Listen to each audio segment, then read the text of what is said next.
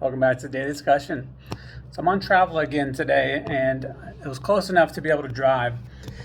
And although my day did not start out like I wanted to, I put myself behind schedule by being kind of lazy, not really getting to things as I wanted to. I put off doing some maintenance. I needed to get gas and put air in my tires. I put that off too long. I ended up getting myself about 20 minutes behind schedule. And then as I went ahead and started getting back on track to a certain extent and started my path down here, I realized that the shoes I need for the Spartan race were still in the closet. So I had to turn around, and it ended up putting myself an hour behind schedule. So as you can imagine, I was pretty frustrated with myself, and I took it out on the traffic around me. And not that I was being aggressive or doing any road rage, but I was internally and kind of externally in my own car, yelling at people, telling them to get out of my way, and basically acting like an entitled little brat.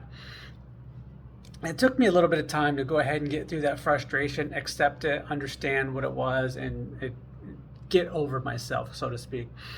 But once I did, I had a pretty good drive. Now, some tips for when you're going or driving and kind of traveling and needed to get some movement in and try to get some, not just sit still, especially for a 6-hour drive. What I ended up doing was I would, even though by myself, I was able to kind of like stretch my legs out and kind of stand up. I'll get my butt off the seat a little bit, arch my back, do some different stretches and movements. And then I'd put it in cruise control for a while once I got to a good place to be able to do that. And I'd cross my legs and wiggle them around a bit and do some like ankle curls and some calf raises and things like that, just to get my legs moving and just gonna get that daily movement in without needing to, or without being able to get up and walk around.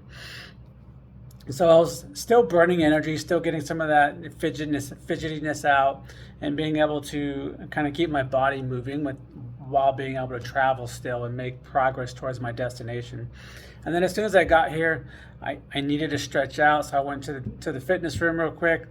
I did some quick stretching, and then I ran 3 miles, got my steps in for the day, and got back up to that 10,000 steps that I wanted to get to, and then went and ate dinner, and now here I am. So even though if your days doesn't start out right and things get off track, you can still get back on track. You don't have to sit there and wallow in it and let it just destroy the rest of your day.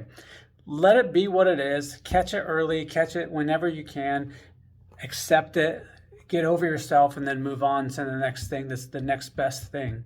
So hopefully that helps somebody else. And like I said, if you ever want to discuss this further and try to figure out ways that we can get you back on track like this, I'd love to have that conversation.